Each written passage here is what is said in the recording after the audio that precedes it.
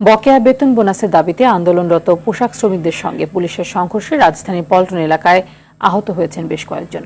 দাবি আদায় না হলে আন্দোলন জোরদারের হুঁশিয়ারি দিয়েছেন তারা। এদিকে বেঁধে দেওয়ার সময়ের মধ্যে শ্রমিকদের বেতন পরিশোধ না করায় 12 মালিকের বিরুদ্ধে বিদেশ যাত্রায় নিষেধাজ্ঞা দিয়েছে সরকার।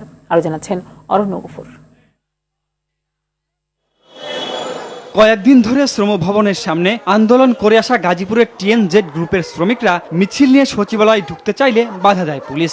শ্রমিকরা ব্যারিকেড ভেঙে এগোতে চাইলে শুরু হয় সংঘর্ষ। এ সময় বামপন্থী সংগঠনের কয়েকজন নেতাকর্মীও শ্রমিকদের সঙ্গে যোগ দেয়। সংঘর্ষে আহত হয় কয়েকজন। একই দাবিতে শ্রম ভবনের সামনে টানা 8 দিন অবস্থান কর্মসূচি পালন করছে জয়দেবপুরের স্টাইল ক্রাফট লিমিটেডের শ্রমিকরা। সবার দাবি ঈদের আগে পাওনা বুঝিয়ে দিক মালিক।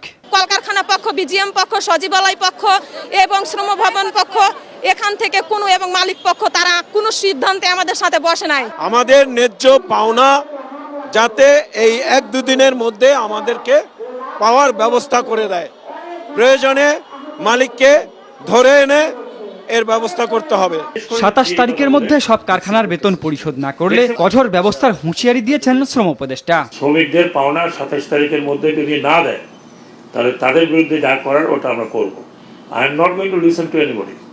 ওনাদেরকে বিদেশে যাওয়া বন্ধ করে দেওয়া হয়েছে। আজকের থেকে ওনারা বিদেশে যেতে পারবেন না। এটা স্বরাষ্ট্র মন্ত্রণালয় থেকে সিদ্ধান্ত নেওয়া হয়েছে, আমাদের এখান থেকে সিদ্ধান্ত নেওয়া হয়েছে। They have to pay. কোথার থেকে পে করবে দ্যাট ইজ দেয়ার বন্দোবস্ত। গাড়ি বিক্রি করো, না বাড়ি বিক্রি করো, জমি বিক্রি করো, কোনো শ্রমিকের বেতন খালি রাখতে পারবে না। শিল্প কারখানার বর্তমান পরিস্থিতি ও শ্রম অসন্তোষ বিষয়ে সচিবালয়ে বৈঠকে মালিকদের পাশাপাশি অন্যায্য দাবি নিয়ে আন্দোলন করলে শ্রমিকদের বিরুদ্ধে ব্যবস্থা নেবার কথা জানান শ্রম উপদেষ্টা। জাপানি দিতে হবে না, সুতা আনতে হবে আমেরিকা থেকে, এগুলো দাবি করার কোনো মানে হয় না। অরণ্য গফুর, RTV, ঢাকা।